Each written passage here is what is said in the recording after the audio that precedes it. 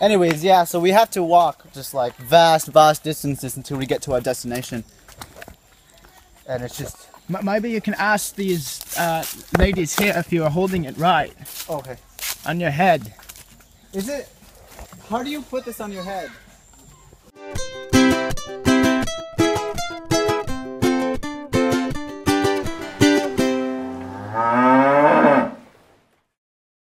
Hey guys, welcome to Udders of the Island, a show where we take our experiences in Haiti and compare them to life as we know it in the U.S. I'm Gabe. And I'm Andre, and today we're hosting the show in Hazak, our 30-foot vessel.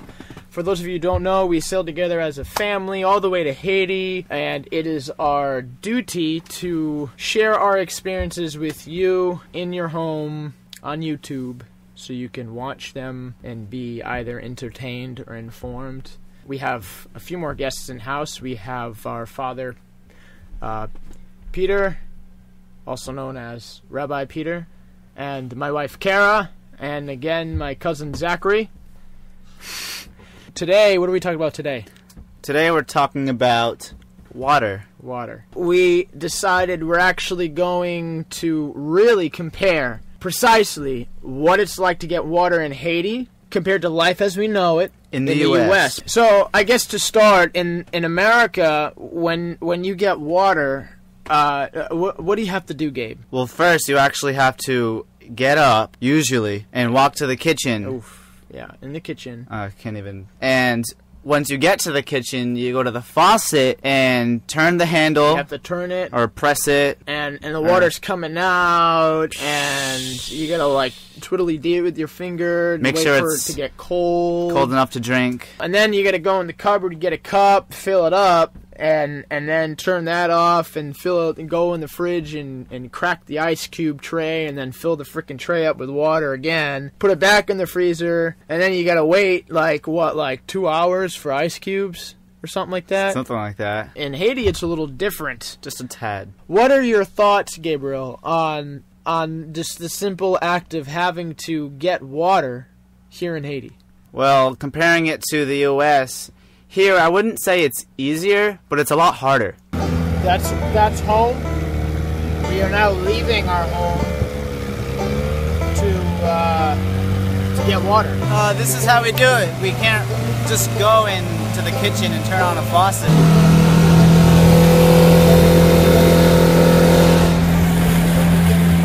Now we are on land, and we have Zachary here that needs to watch the dinghy so it doesn't float away. So that's another factor in play here for just something as simple as getting water. We need a watchman. So as we go to our destination to get water, as you can see, we always pass these little places where you can buy some snacks on your way. Or I don't know, I guess that's pretty convenient for people like us just working hard trying to gather a bunch of water for the boat. But sometimes we can't really afford that, you know. Another thing, as we go to get water, we can pass by places that have sodas and beers and stuff, and also a bakery here as well. Oh, you see that? Okay, oh my gosh. This girl over here, she's actually trying to get water before us, but we gotta beat her because I don't feel like waiting in line. It's a huge inconvenience. I hate when there's people in front of us because you just have to sit there and wait in the mud while these people are just getting water. What's that? Alright, I think she was distracted by the jump rope. That's the inconvenience. Thank about being God. You should try putting that water jug on your head when it's full. We're now up in the further lands into Udders where the water pump is, and it looks like we'll have to wait in line for our turn.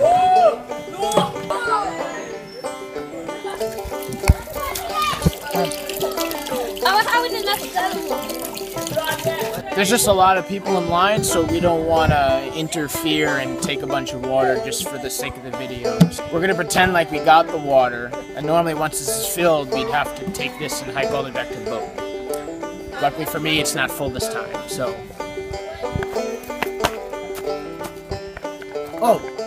Oh, you're recording? Yeah, so as you can see, sometimes it can be really heavy to carry. Like, I don't know how they do it, like...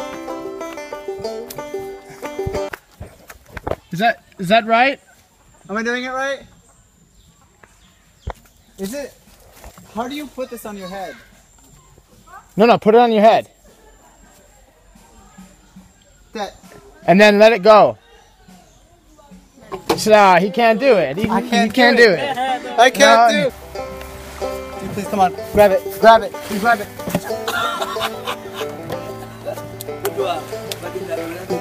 That's how it's done. You we? Oh, you think does he want a picture? Say cheese. Cheese.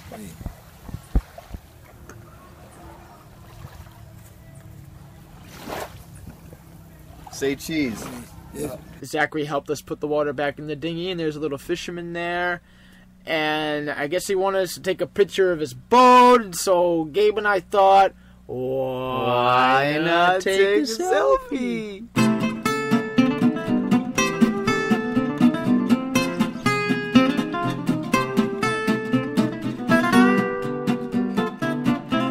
And it was a pretty successful water job. I would say so myself, but thankfully we do not have to do that anymore. We have a water maker now. It's much easier. Well, I just wanted to say, speaking of water, because we now make water, it's amazing how everything works out. We had no idea how we were going to do this, because in Haiti, having water is very important, and the water that's here, as we've already spoken, we really can't drink it readily. And, for those of you who didn't know it, when you get in that shower in the U.S. and you run the water until it's nice and warm, that's about 2.5 to 3 gallons it takes just to find out if the water is warm enough and comfortable enough before you actually go in the shower. So I just really want to give, what do you say, daps, kudos? You could do a shout out. Shout outs, prompts, slap the smack bucket. What? Yeah. Tweet it, whatever you got to do it. Share it on Instagram. Just do what you got to do. But there is, I just got to tell a real quick story.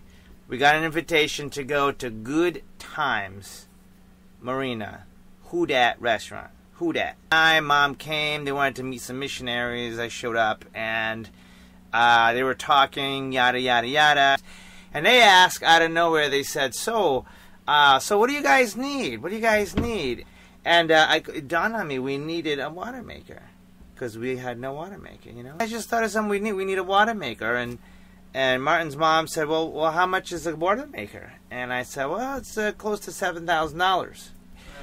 So she was like, wow, that's pretty expensive. I said, yeah, I know, but you asked what we need, and that's what we're kind of hoping for. And so anyway, like 3 days later, we get a check in the mail for a water maker. Martin's mom and her sister just, got together and decided to just bless us with the water maker. And we were like, okay, well, smack the dab bucket, tweet it, love it, drink it. Because right now, all it took for me is I went on that hike to get that water once. And I said, that is it. And we're really appreciative of the family from Who Dat and Good Times Marina.